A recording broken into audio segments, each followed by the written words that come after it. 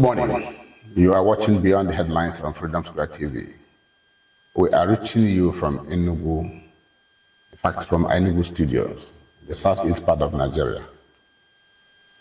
The Nigerian Union of Journalists, NUJ, is the umbrella body or professional body of journalists across the country. Established in 1955, it has been central to defending press freedom, promoting ethical journalism, and protecting the welfare of its members. In Enugu State, the NUJ, Enugu State Council, has historically played a pivotal role in shaping public discourse, training journalists, and acting as a bridge between the media, government, and the people. However, in recent years, the NUJ has faced questions about its relevance in a fast-changing media environment.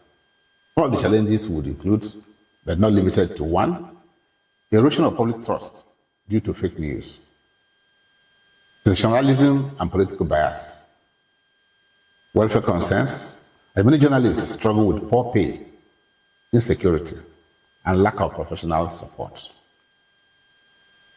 Ethical challenges with calls for stronger enforcement of standards. Shrinking civic space, where journalists face harassment, censorship, and political intimidation. Technological disruption.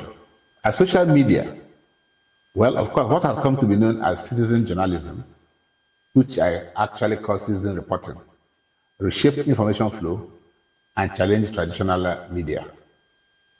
Against this backdrop, the current leadership of the Enugu State Council of the NUJ is driving an agenda for refocusing and rebranding the union. This means re-examining NUJ's mandate, redefining its relevance, and strengthening professionalism, and ensuring the welfare of journalists while upholding press freedom. The conversation around refocusing and rebranding NUJ is not just about the union itself. It is about the future of journalism in Enugu State and, of course, Nigeria, and how the media can remain a credible watchdog in a democracy facing serious governance and accountability challenges.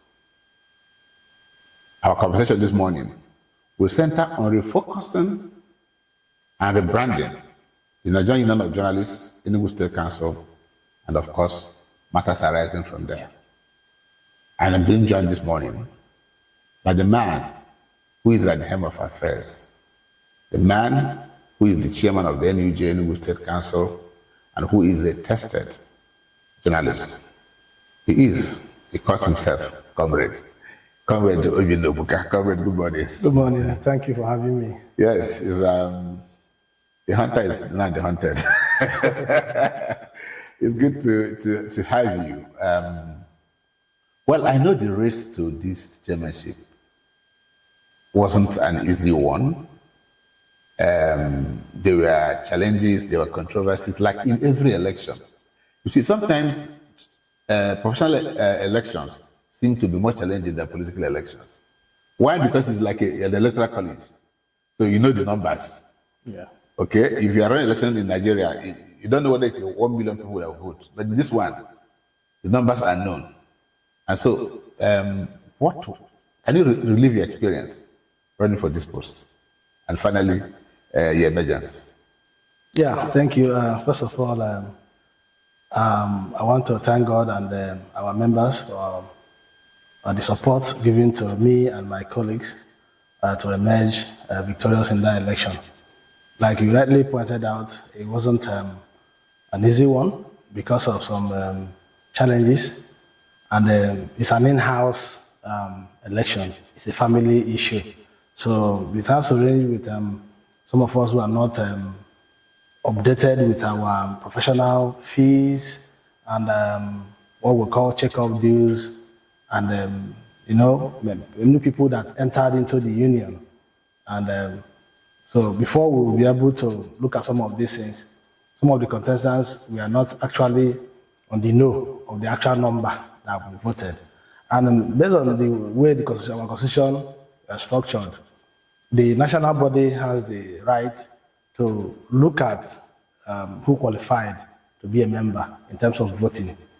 And then just last 3 years, we amended our constitution, where it's only those who studied mass communication or people that has certificate in journalism that can vote and be voted for in that election.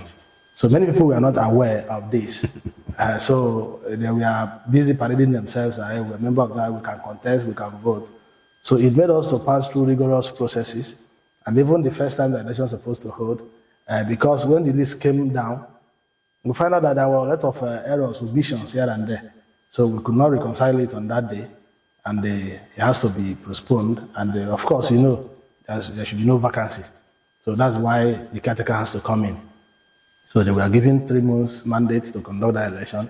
And immediately the 3 months came, we now resolved our issues, and the election was conducted. And to the glory of God, we emerged as the new leadership of that union. So it was a good experience, and it was a family thing, like I said. So election has come and gone, and no winner, there's no victor and no vanquish. So we are all winners.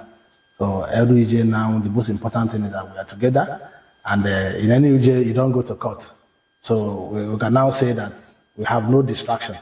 So nobody is in court, nobody is saying, no dissenting voice now. They're saying, oh, I don't like this, what played along this and that, because of that, I want to boycott whatever. So the first congress that I had, our NUJ hall was filled. So people came, those who can tag opposition, but we know within ourselves that we don't have opposition. These are, people must support you, and people must have the reason not to do so. So we are now together, and it's even giving us a very good foundation to tackle the challenges that we promise the people to come and tackle. Yeah, I'm happy to hear and to know that, of course, after every election, there's always a fallout. Sunday or Wednesday. It happens virtually in every contest. But what is important, like you just said, is that your one is now one union, and you guys, so the ball is actually in your court. I listened to your manifesto, so to speak. I was privileged in 1 or 2 occasions to listen to you. And you came out as somebody who wants to rebrand and refocus the union in more ways than one. But before we come to that, when you came on board, what challenges are present? Because you must know where you are before you know where you're going to go. So what will you consider to be the most challenging issues around the NUJ, Enugu State Council now? First of all, before I came in, it was issue of division among us. So, our election, that's why it took us much time to see how that when we emerge, that we all speak with one voice. So now that we have achieved that. But when I assumed office, like I do, I noticed that there are more challenges. And one I can say is a priority to me is the environment where we work. We are journalists, we are the fourth estate of the realm, and even in public relations, they said, you are being addressed by the way you dress. So whatever we do, we need to, first of all, look at the environment where we call NUJ. Government gave us a large portion of land that can accommodate everything we want. So what has happened there in the past, I was not too comfortable when I came in as the chairman. I look at the environment, it's not good for a journalist to stay. And we have veterans in this job. We have people who are more experienced, we have professors in this job, we have citizen journalists. So it's supposed to be a home for them, where they will come in and they will relax. Not even relaxing, where we can even have what we call cross-fertilization of ideas, where the younger ones can be able to tap experience from these older ones, experienced ones, so that this job will be able to be done in a way, in a modern way, in a way that is being done outside. But look at, they are running away because they cannot even come in to see that anywhere. Starting from the entering point, you'll be surprised. Now it's like that. You cannot even drive in. Once it rains, the place is messed up. So, and we begin to wonder, what is happening? It's just recently that the former governor renovated the place. If not before now, they will have a leaking roof. So where we do our Congress. So you begin to wonder, we are the fourth estate of the realm and the environment is so bad. So I see it as a very big challenge that I am working towards it right now to give it a facelift, starting from the gate, the environment, and the activity that is happening there also. I've also started, but I've started up a committee and they are working. I've invited everybody there. We need to know you, you need to know the kind of business you do there, and to know this is a NUJ presenter. If it's in line with our own core value and what we can do in that place. So you don't just come because you see space, you do a lot of business there, and you think we can allow you. So I've already started doing something to make sure that I give that place a facelift. So within some months now, you can now invite people to say, come to NUJ.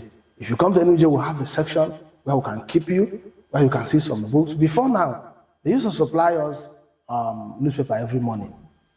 So that people will come there. If you don't have money to buy a newspaper, you come there. The need is for you to come and read and for people to share ideas, like I said. It can even help you to form the way you can make a story for the day. I listen to some of my friends in maybe correspondent chapel, maybe they are lacking stories, they don't have anything to do. How am I going to do? But a lot of things are going on. Even if you don't have an idea of a storyline, your friends can lead you. So look at what happened today. You can see in the papers, okay, this thing happened in Abuja. This is a policy introduced by government. Let me go and do a kind of voice pop or an interview to develop this story and see the perception of the people of the Southeast on a particular story. So, but all these things are not there. So there is no place now you can come and say, I want to sit down here and interact with any journalist. There is no place. So it's a very big issue. Another one is the issue of welfare. You know, our job is something that a lot of people now, some of our colleagues are not on the payroll. A lot of them are freelancers.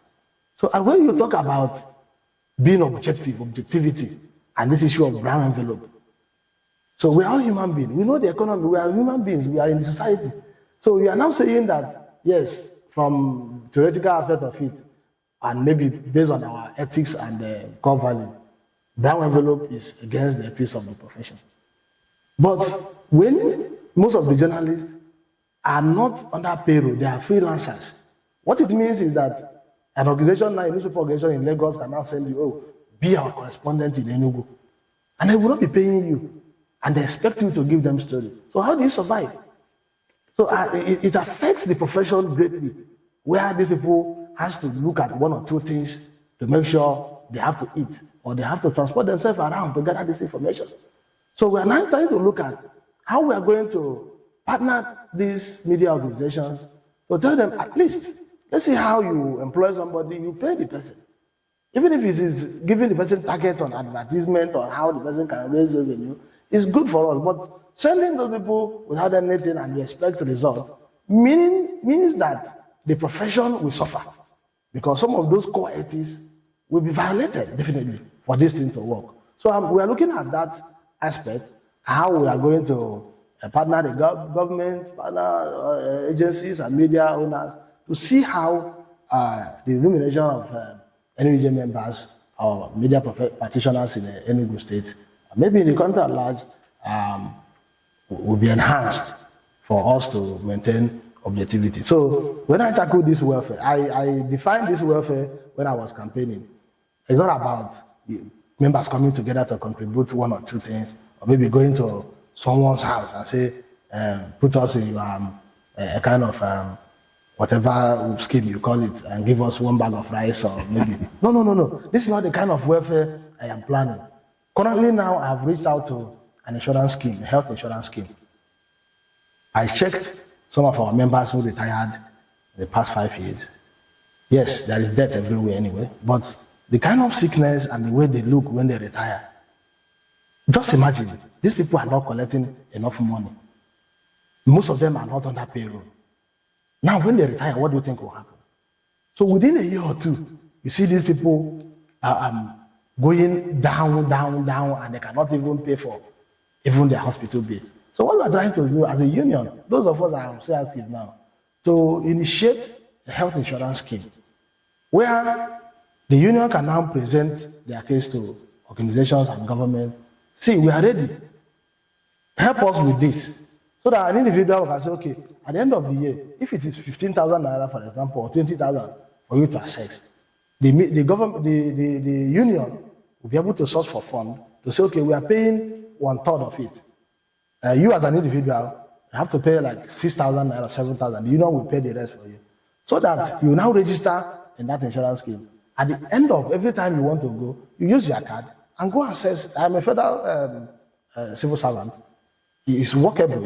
I'm benefiting from federal health insurance scheme. So if I go to hospital now, I don't pay.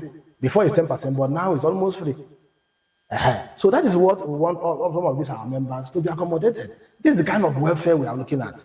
It's not a welfare of giving you a half bag of rice and within 2 days it's finished.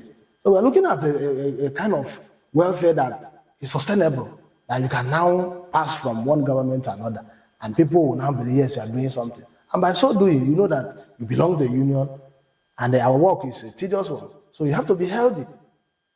So apart from that, we're also bringing free health check. We're also having a contact with some of these health institutions. So come and check some journalists. So when we are doing our press week, it should be our priority. Our priority is not come and eat rice and go. The priority should be what happened during this press week. What are those things that we need to do? So football, maybe it can be sports. Having this health check, your body, make it compulsory that once you're a member, come and check yourself. So if you find out anything that is not wrong, you know how to treat it. If anywhere we can come in, we can come in. So this is the kind of welfare we are. These are the major ones like that. There are many of them, but we have to start from somewhere. Yes, I like this mental sustainability. The truth to be told, I used to be the longest tenant at the NUJ. I had to move at the time. It became, but between 1990 and 2003 to 2007, I had presence. Even Governor then would drive me to NUJ to my bookshop. It was a lot was happening in NUJ. And even as a young man, when I developed interest in journalism, because when I come there, I meet people like Pete, they cheer them, they were staying there drinking, and then exchanging there was television. You could stay, and like you said, and of course, the scoops of news. Okay? Somebody would just say, oh, I'm coming from here, this is what just happened.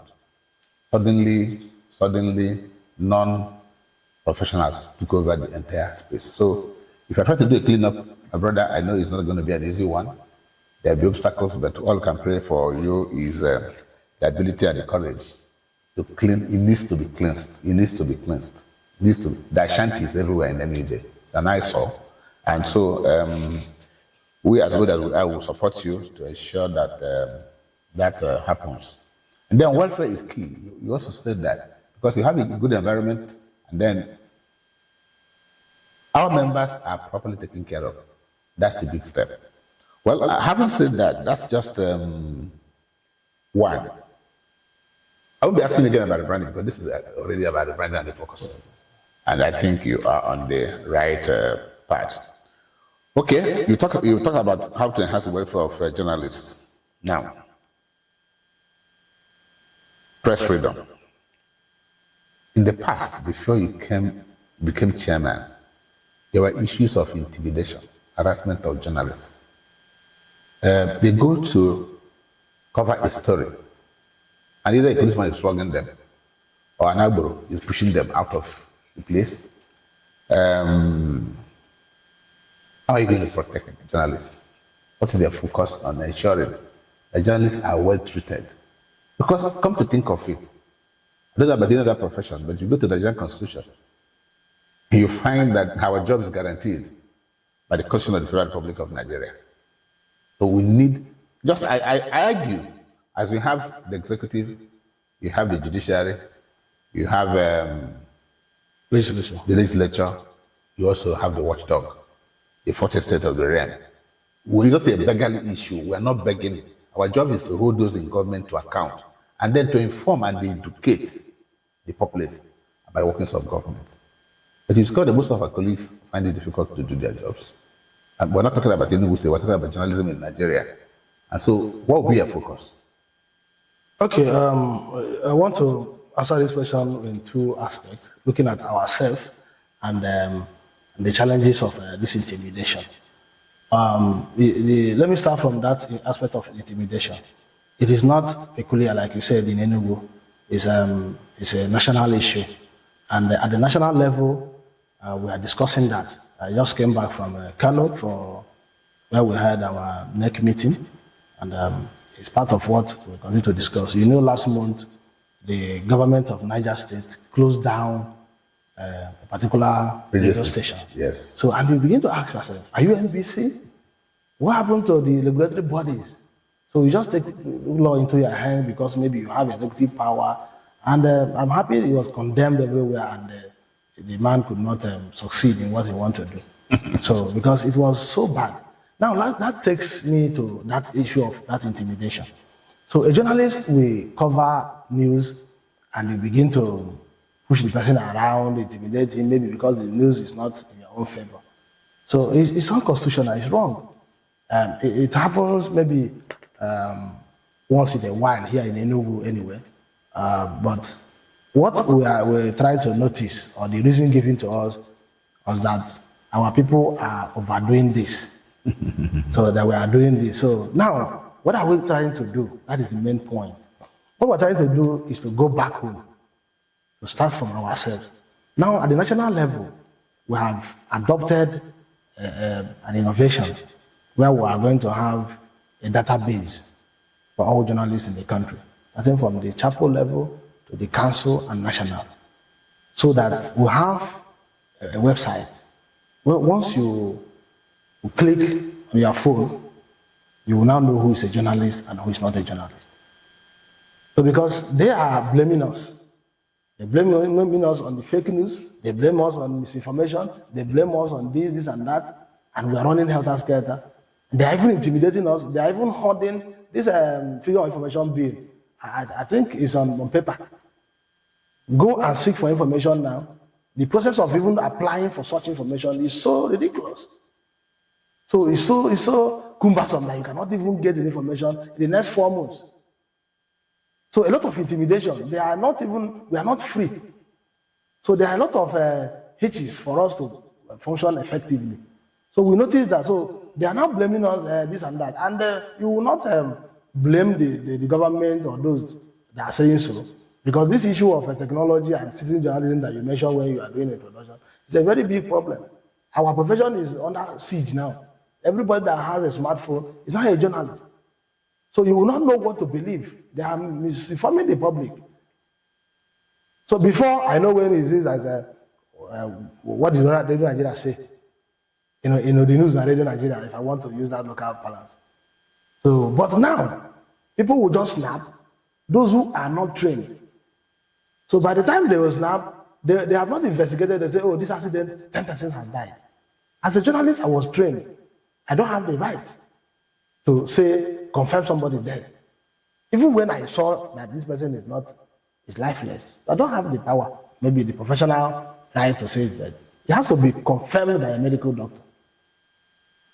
So there are some information that a road safety officer maybe do the accident has the sole right to confirm to you. But these people who are not professionals may not know. So they just snap and push it everywhere and they quote the number. By the time the trained professionals went to the place, do their job the way it's supposed to be, and carry out the real data, so person is now dead as confirmed by the medical doctor, so person are still receiving treatment in the hospital number, and this and that. The public will now say, which one are we believing? No, they are trying to douse it, they don't want to do. So that is where the people will begin to be confused about the whole matter. So what we're trying to do now is, we want to work on ourselves. If you know you are a trained journalist, we begin to know how we function. And you cannot do that without collaboration. As a Radio Nigeria reporter, I need to collaborate with other from media organizations. You cannot be everywhere at the same time. So it's possible that an event may happen maybe at an area local government. And because OLFM is closer to that area, they may get to that point at a particular time, or maybe first, and got the information before I read. So what is that collaborating effort between media organizations in Enugu? So we are looking at it, it's very low. So when we put some of these things together, we can now raise our head and say, we are now ready. If you see all these fake news, look at how to check. It's come from a professional. And people will begin to discard some of these online and, we have online, they are our members, but they are different from these citizen journalists, WhatsApp and all these things. No. So we are trying to build ourselves now so that we can be able to raise our head and speak and say, don't intimidate me. I have a job. And once they intimidate you, that's why we have a union. But if you don't belong to any union, where are you going to lay your complaint? The last one we had in Enugu about my very good friend, the journalists in Enugu intervened. We intervened seriously and explained ourselves. This is our member. We know what we do. We have seen this report.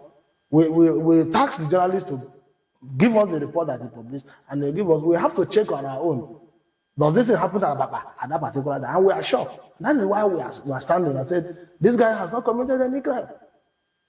So, and when maybe the government look at it and they say, okay, they allow him to go. So, but if you are not a registered journalist, we will not come for you. And if you are not, once we look at it, there are two that committed that crime. One was very, very guilty because he's not a professional, not our member. He just sent that thing online. And once they got him now, instead of him defending himself, he started begging, I'm sorry. So you have already accepted the crime. And most of our members are not on the know of this cybercrime law. So even though we did not, as journalists in the country, we did not agree to that. It's so obnoxious and it's so bad to journalists. So, but it's a law already passed.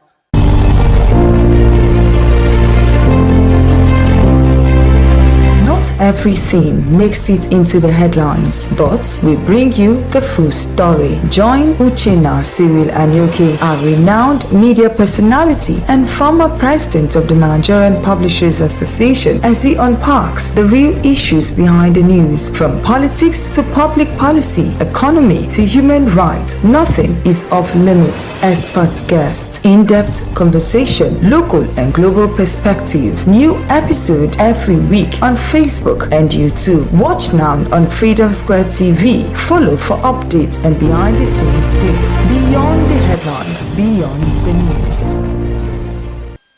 You are still watching Beyond the Headlines on Freedom Square TV, and we're still reaching you from Enugu. The chairman of NUJ, Enugu State Council, is still our guest. Comrade, you've talked about challenges, you've talked about prospects, and you talked about the inability of some of our colleagues to be able to do their work. Do you have any plan for training programs, workshops, or exchange opportunities for your members to hone on their skills? Yes, we do. And just last week, we commenced course visit to radio station. It was deliberate because we need to discuss with these media owners and their managers to stress on the need for journalists to share ideas and to improve our work. The issue of training and retraining is very, very important. Very, very important. When I joined FRCN, for example, we have different category of training at our training school in Lagos. Yeah. So I am now, by next year, I will be due to be a manager.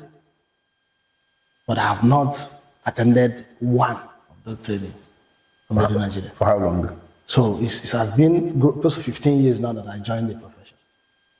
So if not, maybe the training I got from outside, the organization itself has not seen that as necessary. Now, what am I trying to say? If that could happen to a federal organization, to journalists, what will happen to those who are for the private angle and those who are maybe the correspondence that they are sending? So the training is at low level. So we want to increase it. And that is why we are calling on government agencies. You don't continue to blame somebody who just came out from fresh from school. There are practical aspects of this work that you need to be trained to. So if you engage somebody to work for you and you don't train that person, so you are not helping the situation. So on our own, we are trying to see how we can put a clause. We'll organize this training and we'll begin to demand. Before now, what will happen is that maybe as the chairman of NUJ, I will go for this training. Another one will come, we put your name. Maybe because of one or two things that I put in. No, what we're trying to do now is that this set of persons has been trained, maybe by social agency. The next one, you demand for this media, can you please send me 2 of your staff to join? By the time we pick 2 from these 2, maybe 10 from radio station, and bring 10 from television, bring 10 from online, and 10, or maybe 5. You keep the names of those that you are trained, and we can even advise them when they are going. When they come back, they should also come to our Congress to retrain others. So pass that knowledge. There are a lot of awards now going on, maybe from donor agencies outside the country, maybe on investigative journalism. But nobody is applying because people have no knowledge about that. So you see a journalist will stay for maybe 6 months, has never written one feature story. So what will qualify you to compete? So we have it on our plan, and very soon we are going to seriously maybe start disturbing some of these agencies, and we are appealing to them. When we come, see journalists as part of, in fact, our job is more of building a society. We cannot do this. I don't want to deviate from this, but if you look at this aspect of journalists watching characters, helping in molding characters, if that aspect we focus on it, maybe some of the things that are happening politically today will not happen. Somebody will be there, he will be in one party, he will be destroying another. By the time you begin to roll out your manifesto, we will begin to look at this political ideology, for example. What is your ideology as a person? What do you believe in? We'll hold you. Not today you say Mr. A is bad. Tomorrow you are joining that Mr. A. Next tomorrow you are coming out. We will be the one to remind you. This is what, in fact, play your voice. When you say it, we'll quote it and give evidence that this is what you said and what happened. You will be able to begin to defend yourself. How come you have changed within social days? So this job that we are doing is a call. It's a profession that if you don't love doing it, maybe there is no much money, but the society needs to support us. Yes, the society needs to support you, but you also need to support yourself. I may be wrong, but correct me if I am. The NUJ Enugu State Council would seem not to have an online presence of their own. Can I go and say www.nuj Enugu State Council? So, if they don't have, what is their focus? How do you intend to ensure that within the shortest possible time, that somebody in Lagos, somebody in London can just by tapping into his computer will have access to, 1, the list of all members of NUJ and the things you do, online presence? As far as I'm running so fast to go and do this registration that you said now, because during my familiarization talk with some agencies, let me use security agencies for example, they challenged me on this. So, and you see what is happening now today. Now Nigerian Army in Enugu, let me use for example, has a very strong online website where you want to, and we are even part of them. We drop issues that concern on security and insecurity, basically. And they don't just go and drop any information there. You have to, it must be a verified report. So if I want to get anything concerning security in Enugu now, I'll just go to their platform and see what the GOC have said in the past 1 week or 2. Nigerian police the same. So now the question they are asking is, so it's embarrassing that we, the journalists, does not have that. The watchdog. The watchdog, we don't have it. And they have to accept that we don't have it. We only have our own WhatsApp platform where you can come and you say anything. But that is not what people are doing. It's an internal affair.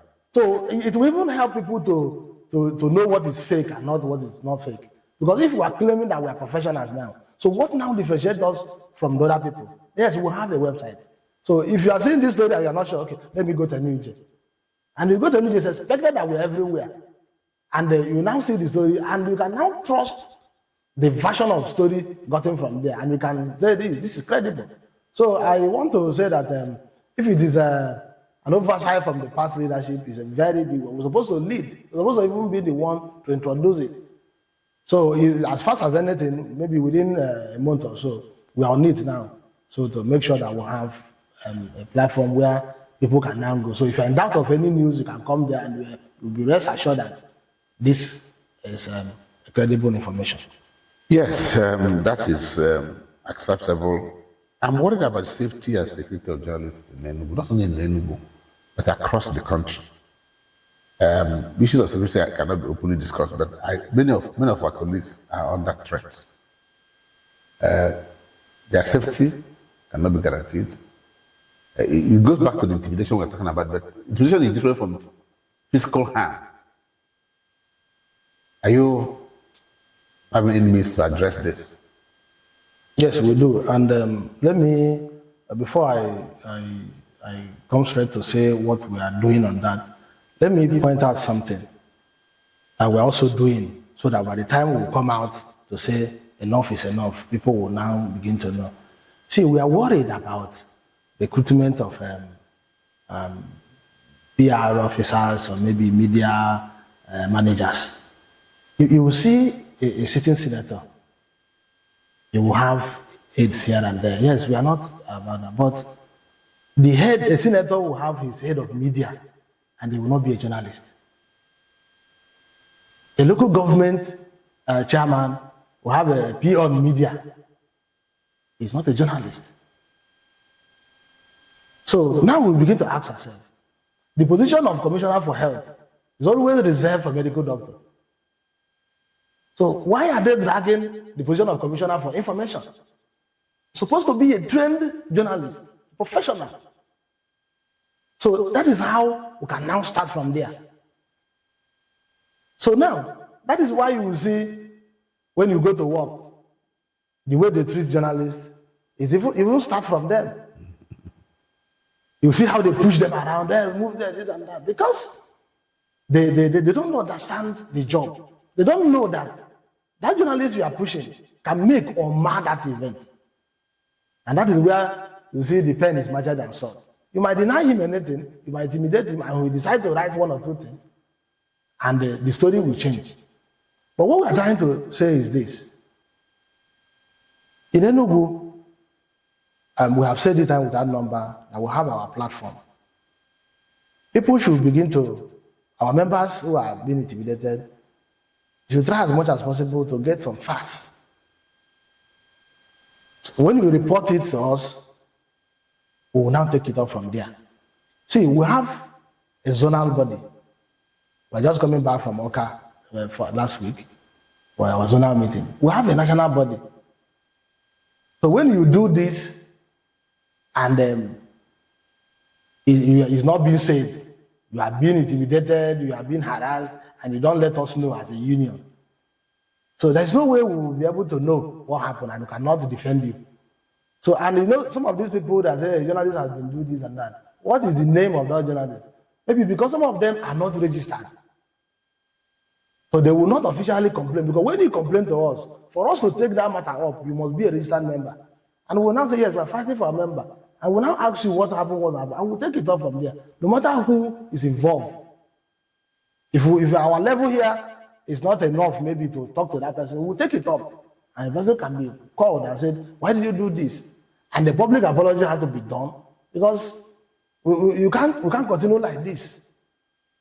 But let me just say it here, it's generally in Nigeria, and we're even lucky here in Enugu that maybe in the past 2 or 3 years, journalists have not been, we have not witnessed any, maybe like in the past, where you see maybe security agencies will crash with journalists, they will smash their equipment on the ground, and maybe nothing will happen. This time around, I think sensitization has started going, and they started seeing us as partners. And that is exactly what we see, because the journalist is also there to serve the society. The same way the security agency is there to serve the society. But we are trying to, just like when I met with the Enugu State Commissioner of Police, We're trying to see how we are going to partner in sharing of vital information and coming of these fake news, because they are complaining. They are wasting their resources traveling from here to maybe those who want, for example, because of somebody that just placed 10 persons died this morning. But they must separate. And that's why the state, the PRO or the media person of the police, you must separate what you call citizen reporting from what journalists are doing. And that's the sense of this database we are now preparing. Because who sent the report from where? So it's not our member. Yes. You're right. Because what they are claiming most times is what citizen reporters have sent, not what a journalist has sent. And so the stay on it as the journalists are doing, I don't agree with it. I don't agree with them. I say, who is the journalist? Trained where? A trained journalist will not send that story the way I've seen it. Once I read the report, I'll tell you whether it is a gate crasher I send in the report, whether it is a trained journalist. Having said that, National Board of NUJ, and including until recently, your own chapel, sometimes accused of internal divisions, poor accountability. That is not in that, and weak enforcement. How do you respond to these challenges? Yeah, quickly, like any other organization, it's everywhere. It's everywhere, but we are trying because we are the watchdog of the society. So it's expected that... some have become attack dogs. Yeah. Some have become attack dogs. So it's expected that we will relatively kind of be modest in terms of the things we do. But you are right, because you have been around and you have been a professional too. So it happened where you have division. Enugu has, in fact, in the past 6-7 years, it has been like this camp, the other camp. I don't agree, I agree, this and that. And it's affecting our work. Some of these trainings that you are talking about that we're supposed to have, you may even be surprised to know that people will apply for training, another will say no. Don't give them that opportunity to be trained because they are not coming from social fashion. So that is why when I came in, I tried as much as possible before then to break in all those divisions. And now in Enugu, I can say that we are one. Okay. So, and at the national body, I'm also telling you now that we are also one. And at the zonal level, we are also one. We just had a mini election the other day and elected a zonal vice chairman for the Southeast. So unanimously, we agreed. And we said, okay, what are your plans? So within the zone. So that is exactly what we are trying to do. Before now, it has not been so. Journalists will be talking this, you say this one, you say I'm a leader, say I'm a fashionable leader, I'm this and that. So you are around in Enugu, and you see it has not helped us a lot. Okay, so it's glad to hear that, but internal democracy and credibility of journalists in Enugu until now had been a bit questionable. Any person who is denying that would be denying that yesterday was not yesterday. So, brand new chairman, what are you doing to personally drive and strengthen internal democracy? Because even the run up to the election, of course, you witnessed the divisions. They were so acrimonious, but eventually you emerged. And when you have such divisions, it affects the credibility of the outcome. Yeah, I agree with you. I've been around, like as a reporter, I've been in the union, so I know some of those things, and I saw it coming. And I know those who are maybe part of those things. I was able to call a meeting. That's why this election, like you said, was so rigorous. So a kind of, a lot of people are angry. But before I emerged, I was able to listen to them. What is your own problem? What is your issue? What is the issue? How are we going to resolve this and come together? Everybody has his own way, but everybody cannot be a leader at the same time. If we come together, we will achieve more. So, and what happened was that those cliques doesn't want. That's why, let me say that I came from no camp. That's why I got the heart of many people. You can't say I belong to here, and you can't say I belong to this. So I came and I So you said, belong to everybody. So I said I want to unite, and I meant it. I have to apologize to those who are supposed to apologize to, and I have to even just last month. Okay, yes, because we are in September already. I met with, and I know that NUJ has veterans association. Veterans, so they have been there. They have been abandoned. So if you the active ones got something, they don't extend it to them. So without knowing that they are very important. I saw them as I met them, I went to their meeting and I told them, oh, I'm very happy that you people have sustained this meeting till now. I am going to support you. When we are talking about training, you can get your resource persons from them. Yeah. So, and if they are on our platform, an active platform, and these younger ones who does not know them, when they chat or maybe comment on a particular issue, you saw somebody who just joined the union 2 years ago, insulting them. There are some certain things that they will say now, oh, they will feel somehow, oh, who is this person? I have paid my dues. So I have explained to them now, since you have your own union, so please, we'll create a platform for you. We are going to be there. We are going to support you. We are going to use you. It will be somehow that if you want to do training, and as a chairman now, I will go and bring a resource person from Lagos to come and train and prepare that person maybe 1,500,000. When we will have those resource persons around you. So when you empower them, they will provide that solution, that advisory role to some of these younger ones like us. And they have they have already built up a kind of their own image. They can advise. And I know you as a person, how many times we have run to you when we are confused. And we say, okay, do this way, this way. There are many who are waiting. There are a lot of directors who have retired, and they are in Enugu here. So that is what I'm saying. The environment is not even conducive for them to come around. So you have to make the environment conducive. You have to support that the association before they will now begin to give the advice, necessary advice, and people will listen. Before, we are just like Ibemweze. Okay, but now Ibemweze, you are now the king. Watchdog of the society. That is the primary responsibility of the NUJ.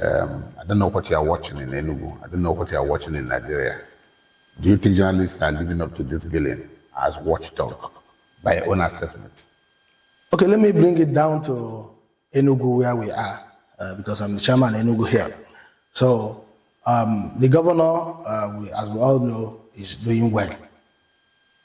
But this word of disruptive innovation that is using, so we also need to have disruptive journalists.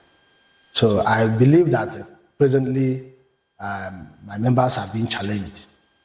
And I keep telling them that we need to move with the same speed as the governor, because he's the governor of Enugu State, and he's doing a lot of jobs at the same time. You see what is happening in road construction. So if you come to my area where I stay at the Transikule area, you see a lot of roads going on at the same time. So there was a time they blocked a bridge. So without creating an alternate route where people, and you know Ababa is a dense area. So people are suffering. You drop them at the bridge, they have to trek a distance like from that place you drop them back to even Holy Ghost. So how many journalists in Enugu have reported that about the plight of the people? Yes, the governor is doing work. So let us not be carried away by, hey, what the government. So let us. Because actually the contractors that are actually responsible for that bad work, the governor has given a contract to somebody, and they're doing a bad work. Yeah. So when you report bad work, you're not reporting the governor. You are reporting the engineer. The engineer, yes. And so the governor will not call him to order. Yes, that's my friend, I gave you a job to do, to help my people, but not to punish them. Yes, that's what I want to say, that it is our duty now as journalists now. We don't want a situation whereby when this job will be completed, maybe in the next 1 month or two, within 6 months, we'll be hearing that the road from Timbababa to dental school has collapsed. So we need journalists now to start investigating. Look at the contract, look at the standard, whether the contractors that are doing some of these jobs, are they meeting up with the specifications, the standard, and the time given to them to deliver. The governor is constructing 260 type 2 hospitals. At the same time, 260 smart schools. So, who is going to any local government to check the one that is being done at Indiabo, to see how far it has been done by the contractor handling it? Or is it when this contractor has handed over this project and it's been paid, and maybe 2 days later or maybe 1 month later, we saw that the ceiling are now falling down? So we need to be up and doing it. We are being challenged by the work he's doing at the same time. Because if you're doing this in education, doing this in health sector, and also doing this in road construction, so the journalist in Enugu has to sit up. We need to also be, if he says he's disruptive, innovative in nature as a governor, we need to have journalists who are also disruptive so that we follow him. I like that. People back. You're challenging your colleagues and our colleagues to be disruptive. And that takes me to the issue of technology, AI, and all that. How far is that helping or affecting the practice in Enugu? Yeah, we are still watching. So, the AI is kind of an innovation that came. To me, it's this and that. It's affecting us, but it has not really started because... It's also helping. It's helping us. Because something not important anymore. Because you can just click on your phone and make things easy for you. So it's very, very fast. In fact, I don't know how. I'm still looking at how they created that technology, communication. I call it magic. But in a way, people are now started using it for the bad motive, creating something that is not real, making it to be real. So I'm still advising my members to watch out. And we're also looking at asking the public to also watch out. So don't be quick to conclude. That is why this issue that we challenge us now, an issue of having an NUJ portal where you can get information, is very, very necessary and very urgent. Because AI is capable of doing anything now. So you can bring a picture of a sitting governor now, and you can put word in his mouth to say what he did not say. So such kind of news should not be found in an NUJ portal. So once you saw it around, begin to run the NUJ portal or begin to make some inquiry to check, is it true? Is it a real story or AI? So for now, the AI is helping us in terms of speedy, enhance the way we do our job. But we have to tell the public to watch out. There are a lot of things we can use AI to create. As I'm sitting down here now, AI can move me from where I'm sitting down to a war zone where crisis is, and begin to say the NUJ chairman is now saying this, is participating in the fight and this and that. And it will look so real that if you don't check very well, you have to believe. And that's why we're asking both security agencies, the public should be able to know that such kind of technology is out now, and we have to be very, very careful. So, okay, before I let you go, I'm going to put a timeline to something. I want to discuss in general terms. By your own estimation, how soon will that website be functioning? Yeah, by 13th of this month will be officially inaugurated as a kind of the ceremony. So immediately after that, we have finished our preliminary aspect of the job, so we can now say that anything is holding us again. So we are hitting the ground. So by latest November, so Enugu State NUJ should be able to have their own website where you can tell the public that go here if you want to get a real fact story. So we are working seriously on that. It's almost we are on the pipeline.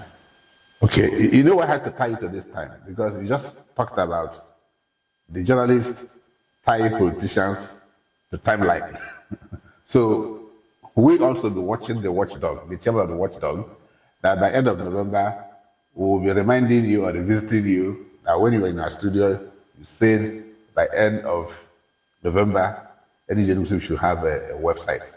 And that will be our takeaway from this conversation. And I want to thank Comrade Obinna Ogbuka, Chairman of the NUJ, Enugu State, for sharing their thoughts with us and their vision with us today.